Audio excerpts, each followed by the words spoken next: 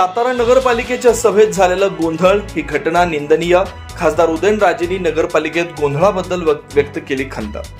सातारा नगरपालिकेच्या सभेत झालेला राडा अशोभनीय असून त्यामुळे नगरपालिकेच्या संविधानिक सभागृहात अशा निंदनीय घटना योग्य नाहीत. यापुढे अशा घटना खपवून घेतल्या जाणार नाहीत असं मत व्यक्त करत खासदार उदयनराजे भोसले यांनी आपली खंत बोलून दाखवली.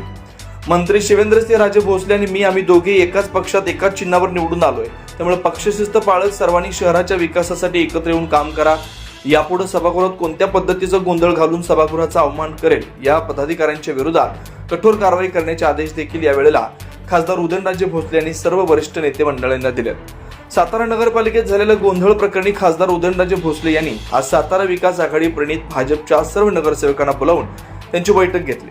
यापुढील काळात सभागृहामध्ये कुणीही चुकीचं वागल्यास किंवा पक्षशिस्तीचा भंग केल्यास त्याच्यावर मी कारवाई करण्यास भाग पाडणार आहे. यापुढे अशा कोणत्याही चुका मी खपवून घेणार नाही. भाजप पक्ष हा शिस्तप्रिय पक्ष असून पक्षाची शिस्त ज्याला मान्य नसेल त्याने आजच बाजूला जावं असंही खडे बोल खासदार उदयनराजे भोसले यांनी उपस्थित सर्व नगरसेवक पदाधिकाऱ्यांना सुनावले. लवकरच मी आणि मंत्री शिवेंद्रसिंहराजे भोसले एकत्रित सर्व नगरसेवकांची बैठक घेऊन त्यांना सूचना देखील करणार आहे असं देखील त्यांनी यावेळी बैठकीत बोलताना मांडलं. या बैठकीत खासदार उदयनराजे भोसले यांच्यासमोर जे काही घडलं त्याबद्दलची अधिक माहिती सातारा नगरपालिकेचे उपनगराध्यक्ष डी.जी. बनकर यांनी माध्यम प्रतिनिधींना दिली.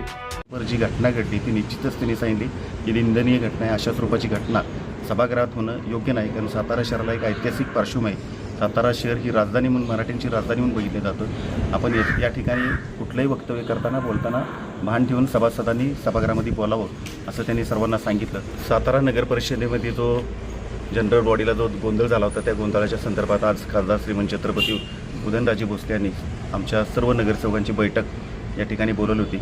या बैठकीमध्ये त्यांनी सर्वांना सूचना केल्या की सातारा नगर परिषदेची जी निवडणूक झाली त्या निवडणुकीमध्ये सर्वजण आपण कमळ या चिन्हावरती निवडून आलेलं आहे. असं गैरसमज करून घेऊ नका, हे ह्या पार्टीचा हा त्या पार्टीचा असं डोक्यात आणू नका.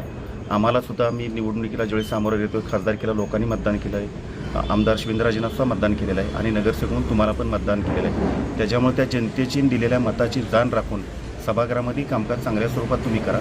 सभागृहामध्ये एकमेकाची हेवेदावे उणीधुणी काढत बसू नका अशा स्पष्ट सूचना त्यांनी दिलेल्या आहेत. आणि यापुढे सभागृहामध्ये ज्यावेळेस मीटिंग होतील, बैठकी होतील, त्या बैठकीच्या अगोदर तुमची सर्वांची बैठक घ्या. त्या बैठकीमध्ये जे तुम्ही निर्णय घ्याल ते तुम्ही एकमताने सगळेजण मिळून घ्या. असं समजू नका की ते ह्या पार्टीचे आहेत, हे ह्या पार्टीचे आहेत, असं समजू नका. एकत्रित बैठक घ्या, एकत्रित निर्णय घेत जावा आणि कुणीही आमच्या दोघांना म्हणजे खासदार साहेबांना आणि आमदार साहेबांना कुठल्याही स्वरूपाचा त्रास होईल, कुठल्याही प्रकारचं बोट लागेल अशा स्वरूपाचं वक्तव्य करू नका.